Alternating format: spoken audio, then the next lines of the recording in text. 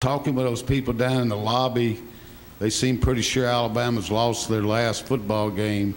How is that culture different to deal with, I guess? How is it different dealing with that culture? Well, you know, first of all, we loved the people in Louisiana, and we had a great experience there, and a special experience that we'll never forget in terms of what we were able to accomplish there and the support that they gave us. And we love the fans that we have in Alabama, and they do have high expectations, and I really wouldn't want to coach any place that they didn't have high expectations for, you know, what they wanted to accomplish. I just, you know, hope that our fans are always realistic and what we can accomplish with the teams that we have, and that they keep a positive attitude about how we go about developing a first-class program. I think our positive fan support has been a real asset to us turning around the fortunes of the football program at the University of Alabama. You know, getting 92,000 people at the spring game and getting it on ESPN because of it are all things that are positives for our team, and it has nothing to do with winning games. And I hope our fans can always understand that, you know, their positive energy that are going to help the young men that you coach develop the right habits so they have a better chance to be successful in life. And if you're graduating your players and doing a good job in terms of helping them develop careers and opportunities for their future. Doing what they're doing right now, the model's working perfectly for them. Well, it's not really the NFL, it's really the NFLPA that has to do something about it. I think they're the ones that control, you know, the situation, and I know there's a lot of politics involved in it right now, especially with the new collective bargaining agreement, you know, that it may be difficult to do, but, you know, it's something that is affecting college football in a negative way, and it's affecting college football fans, it's affecting a lot of people. And it's not in the best interest of the young people that are doing it. I mean, if these guys are guilty of doing any of these things that they're being investigated about right now, I mean, the consequences are negative for them and their future. They'll probably not get drafted as high as they could have got drafted if they played and participated. So it's not really good for anyone. And, you know, I mean, maybe we need to not be so self-absorbed about how it just affects us in the NFL and see how it affects everyone in college football, including the players, and do something about it. I don't think it's anything but greed that is creating it right now on behalf of the agents. And agents that do this, and I hate to say this, but I mean, how are they any better than a pimp? I mean, I have no respect for people who do that to young people. None. I mean, none. How would you feel if they did it to your child?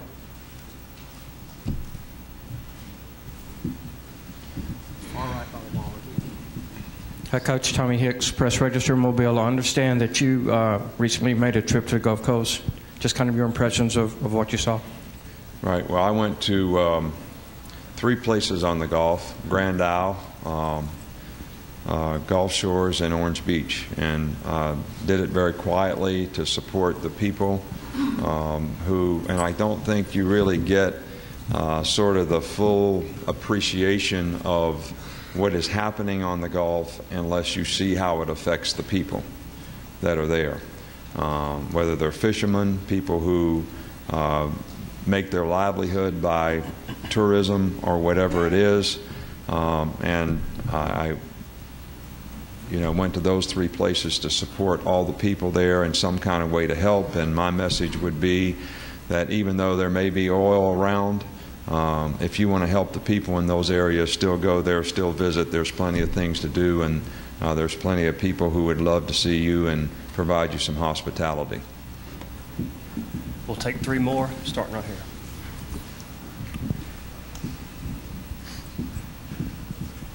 Hey, Coach, Austin Ward from the Knoxville News-Sentinel. I don't think anybody was really that sad to see Lane Kiffin leave, and you're pretty familiar with his replacement. I wonder, now that Derek Dooley's at Tennessee, there's a long-standing rivalry between the schools. What maybe your relationship is like? How often maybe you still speak with him? Well, you know, Derek's a fine young coach and did a marvelous job for us for 7 years. 5 years at LSU and 2 years at the Miami Dolphins. His dad, Vince, is one of the greatest coaches of all time, in my opinion, in this league, in the SEC. is a good friend and a neighbor of ours at Lake Burton, who we just went to dinner with this past Saturday night, and Miss Barbara, who is Derek and my best public relations agent out there, who oftentimes gets on the radio and says things that we all approve of. But anyway. So with that, I think any time, whether it's Jimbo Fisher, Will Muschamp at Texas, Jimbo Fisher at Florida State, Derek at Tennessee, even though we have to play, I mean, Bill Belichick and I went through a very similar situation, and I was on the other side of that, him being the guy that had been a head coach for a long time, me being kind of the new guy on the block playing in the same division. We always competed well against each other, but we never lost respect for who we were. Who he was as a person, his family, our relationship, and I learned a lot from that experience with Bill, and we'll have the same kind of experience even though we have to compete against Derek at Tennessee, and it's a rivalry game for us and for them as well, that we'll never lose respect for him and his family and what he's done. And you can compete in a game without hating somebody or losing respect for him, I guess is what I'm trying to say.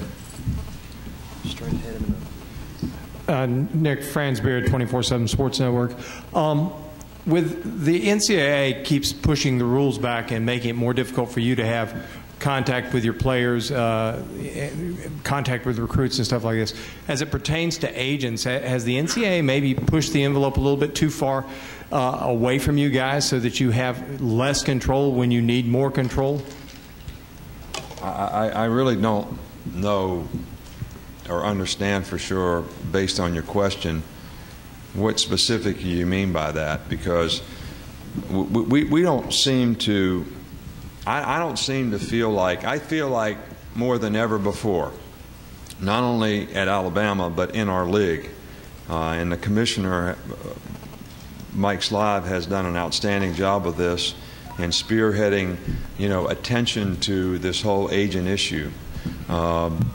But I feel like we're actually doing more than we ever have to educate the players and put them in contact with people who can answer their questions about their future and agents and all these types of things. So I'm not sure that there's some lack of access someplace that all we want our guys to do, and this is what we tell our players, we don't want you to do any business on a street corner. We have a guy that comes in here and will sit with agents. You can interview agents. You can do it. You can use my office if you want. All right, I'll move out and go next door, and you can use my office. So we're not trying to keep our guys away from agents. We're just trying to keep what happens on the street corner from happening. We're not trying to deny our guys access. We're proactive in allowing them in the times that they're allowed to talk to agents and get all the education they need about making a good selection when their season is over. But what a player needs to understand is the best resume that he has is how he plays. And he really doesn't need an agent until after his season is over. And that's what we try to emphasize with our players, but we also allow them to talk to agents at various times of the year through Joe Mendez and even in an interview process. So I don't understand the lack of access part. I'm just not getting that. Well, what I was talking about was you guys have less contact with your players.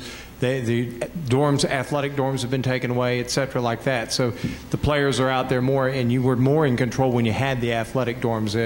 Does that contribute, do you think? Well, the thing that I would say that I think we're sort of barking up the wrong tree on is not the athletic dorms and the control and this and that, but we make a tremendous investment in our players personally. I mean, we have the Pacific Institute that comes in and teaches our players about mental conditioning of how to be successful.